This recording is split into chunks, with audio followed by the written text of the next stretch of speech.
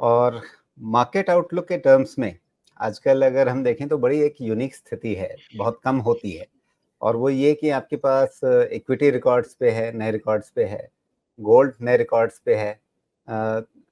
अगर हम date side में देखें तो वहाँ पर आपको एक नया साइकिल शुरू होता हुआ दिख रहा है रेट कट का। इस यूनिक सिचुएशन में कहाँ कितना पैसा रखा जाए, कहाँ ज़्यादा पैसा बनेगा? देखिए, उसमें सबसे पहले मेरी तो हर एक व्यक्ति को, अगर मैंने अपने घर पे अपने बड़े भाई को या किसी को भी सलाह देनी है, तो हमेशा यही बोलता हूँ कि मल्टी एसेट एलोकेशन में पैसा डाल दो। क्योंकि मल्टी एसेट एलोकेशन में आप इक्विटी में भी डाल रहे हो, आप डेट में भी डाल रहे हो, तो debt fund manager duration play करेगा। आप गोल्ड में भी पैसा डाल रहे हो, सिल्वर में भी डाल रहे हो।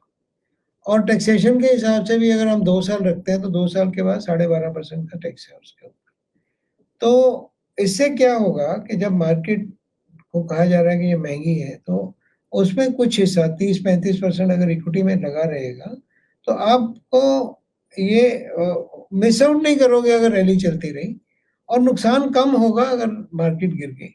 तो डेट में तो अभी जैसे आपने कहा कि साइकिल शुरू होता दिख रहा है, तो अगर हम लॉन्ग ड्यूरेशन प्ले करेंगे तो अगले 2 साल में अच्छा कैपिटल गेन बन सकता है फिक्स्ड इनकम पोर्टफोलियो में, good quality fixed income portfolio में। और सिल्वर और गोल्ड तो है ही है, और सिल्वर गोल्ड का जैसे स्वभाव है, वो एकदम से चढ़ते हैं, फिर कुछ देर फ्लैट ही रहते हैं, फिर दोबारा चढ़ते हैं ऊपर। तो अभी गोल्ड का तो चल रहा है, गोल्ड अभी भी ऊपर ऊंचाइयां छू रहा है, और सिल्वर भी।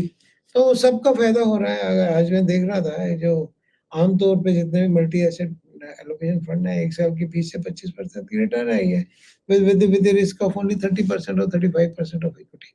So that is one of the best category as per जी। today.